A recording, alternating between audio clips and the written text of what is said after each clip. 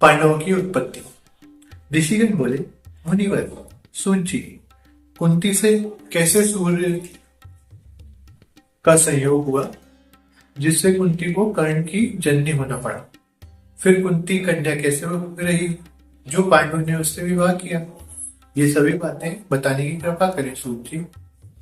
सूत जी कहते हैं, द्विजवरों, जिस समय शूरसेन कुमारी कुंती बहुत ही छोटी थी तभी राजा कुंती को उस कल्याणी कन्या को मांग लाए थे।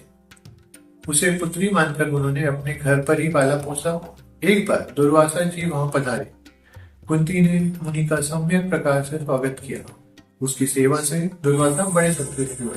तदनंतर मुनि ने कुंती को ऐसा एक उत्तम मंत्र बताया जिसका प्रयोग करके आवाहन करने से देवता स्वयं आकर मनोरथ पूर्ण कर दे। दुर्वासा के चले जाने पर कुंती अपने महल में बैठकर उस मंत्र के प्रभाव को निश्चय जानने के लिए उपाय सोचने लगी। उस समय सूर्य नारायण आकाश में विराजमान थे। उन पर कुंती की दृष्टि पड़ी। मंत्र का प्रयोग करके उन प्रखर किरणों वाले सूर्य के आह्वान में वह संलग्न हो गई। आह्वान करते ही अपने मंडल में एक परम मनोहर पुरुष का रूप धारण करके भुवन भास्कर अंतपुर में कुंती के सामने आ पहुंचे। उन्हें देखकर कुंती के आश्चर्य की सीमा न रही। उसका सर्वांग काम उठा। भगवान सूर्य ने कहा, कुंती, तुमने मंत्र का प्रयोग करके मुझे क्यों बुलाया? बुलाने पर जब मैं तुम्हारे सामने आ गया तब मेरा स्वागत क्यों नहीं कर रहे? तुम्हारे मंत्र के प्रभाव से मैं विवश। कुंती ने कहा, धर्म के रहस्य को जानने वाले भगवान, आपसे कोई बात छिपी नहीं है। मैं अभी कन्या हूँ। भगवान सूर्य बोले, कुंती, तुम यदि मेरा स्वागत न करोगी तो जिसने तुम्हें मंत्र दिया है उसको तुम्हें श्राप दूंगा ही। साथ ही तुम भी कठिन श्राप से बचकर नहीं रह पाओ। सुमुखी, यह निश्चित जान लो, तुम्हारा कन्या धर्म पूर्वव्रत रहेगा। साधारण मनुष्य इस रहस्य से अनभिज्ञ रहेगी और तुम जैसा ही तेजस्वी बालक तुमसे उत्पन्न होगा। तदनंतर कुंती को अभिलाषित वर देकर भुवन भास्कर अपने लोगों को पधार गए। कुंती गर्भवती हो गई। भवन में छिपे रूप से पुत्र का जन्म हुआ। वह बालक अनुपम सुंदर था। मनोहर दो कुंडल और दिव्य कवच उसे जो जन्मकाल में ही सुशोभित कर रहे थे। सूजी कहते, कुंती ने इस शिशु को पिटारी में रखकर धाय को दे दिया। उधर धाय पिटारी लेकर जा रही थी। रास्ते में अधिरथ नामक सूत मिला। अधिरथ की राधा भी साथ थी। स्त्री टाइपो है। उसने इस बच्चे को मांग लिया। फिर अधिरथ के घर उस बालक का पालन पोषण होने लगा। वहीं वीर बालक आगे चलकर महाबली का नाम से विख्यात हुआ। इसके बाद वही कन्या सुंदर स्वयंवर में पांडु की धर्मपत्नी बनी। पांडु की एक दूसरी स्त्री माद्री थी। उसके पिता मंदराज थे। एक समय की बात है, पांडु जंगल में शिकार खेल रहे थे। उनके हाथ से एक मुनि की हत्या हो गई।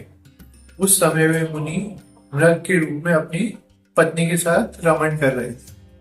राजा ने उन्हें मृग समझ लिया था। मृग रूपधारी मुनि ने कुपित होकर पांडु को शाप दे दिया, यदि तुम कभी स्त्री के साथ संभोग करोगे तो तुम्हें प्राण से हाथ धो बैठना पड़ेगा। मुनि के यूं शाप दे देने पर पांडु को बड़ा शोक हुआ। वे अत्यंत दुखी होकर राज्य का परित्याग करके वन में रहने लगे। इस वजह से पांडु का कोई जेनेटिक पुत्र नहीं हुआ। मुनिवरों, पांडु की कुंती और माद्री दोनों स्त्रियों को सती धर्म का पूर्ण ज्ञान था। राजा की सेवा करने के लिए वे भी साथ चली गई।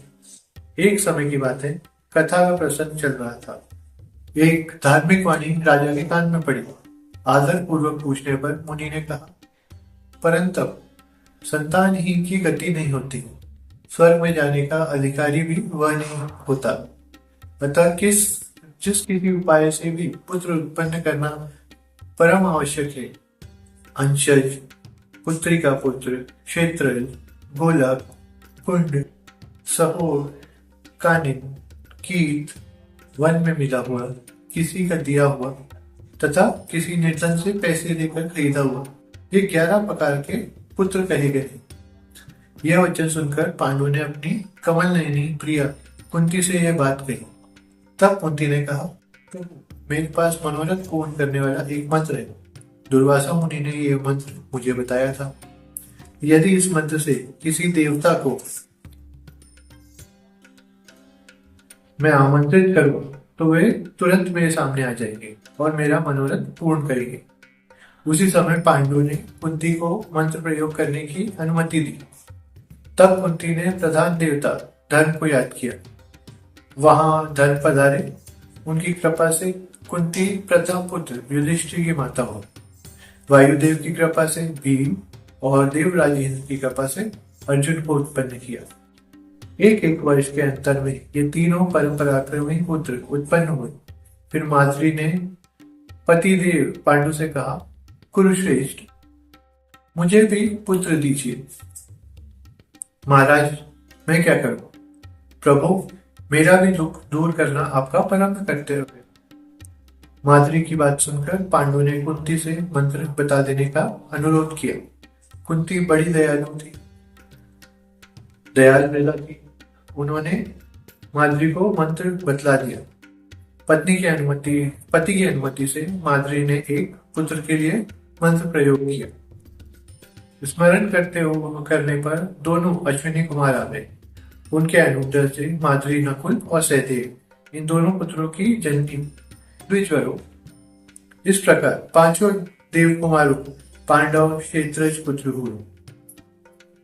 ये जो पहले मैंने नाम लिए थे, पुत्र प्राप्ति के वो है नाम है, जिनका विवरण भी इसमें दिया हुआ है। वो मैं ये कथा समाप्त होने के बाद पढ़ूं। एक समय की बात है, आश्रम सुनसान था। माद्री को देखकर पांडु अत्यंत विकारग्रस्त हो गए। मृत्यु सिर पर नाच उठी। उन्होंने माद्री को पकड़ लिया। माद्री निरंतर रोकती रही, फिर भी पांडु देव की प्रेरणा से उसके आलिंगन में उद्यत हो गए। माद्री का संयोग होते ही पांडु का शरीर धरती पर लुढ़क गया। पांडु के शरीर से प्राण पखेरु उड़ गए। माद्री सतियों की सत्यता प्रदर्शित करने के विचार से पांडु के साथ सती हो गई। उसने दोनों पुत्र धर्म को साक्षी रखकर कुंती को सौंप दिए। जलांजलि देने के पश्चात वहां के निवासी मुनिगण पांचों पुत्रों के सहित कुंती को हस्तिनापुर ले गए।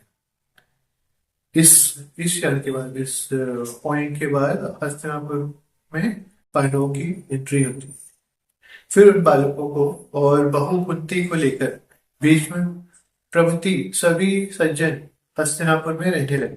इस प्रकार कुंती के सभी पुत्र उत्पन्न हुए और भीष्म ने पालन पोषण किया। तो ये पहला टाइम था जब पांडव हस्तिनापुर आते हैं। इसके बाद कई बार उनको वानप्रस्थ लेना पड़ता है, वन में जाना पड़ता है अलग अलग सिचुएशंस की वजह से। अच्छा, अब पुत्र प्राप्ति के जो वो थे, अब पढ़ता हूं। एक अंशज, अपने वीर्य से उत्पन्न हुआ पुत्र। दो, पुत्री का पुत्र, अपनी पुत्री का बालक। तीन, क्षेत्रज, आपत्ति काल में किसी अन्य पुरुष से उत्पन्न बालक। चार, गोलक, पति के मर जाने पर उत्पन्न बालक। पांच, कुंड, पति के रहते हुए 4 पुरुष से उत्पन्न बालक। 6, सहोर, विवाह के पूर्व ही कन्या गर्भवती हो, पति के घर जाने पर उसका प्रसव करे। कालीन, 7, कालीन, कन्या ने पिता के घर पर इच्छे के रूप में जिसे उत्पन्न किया हो, जैसे कर्ण। 8, की, जो मूल लेकर खरीदा गया हो। ये 8 प्रकार के पुत्र बताए गए। अब ये कथा यहाँ समाप्त। अगली कथा है कौरव पांडवों का संक्षिप्त इतिहास।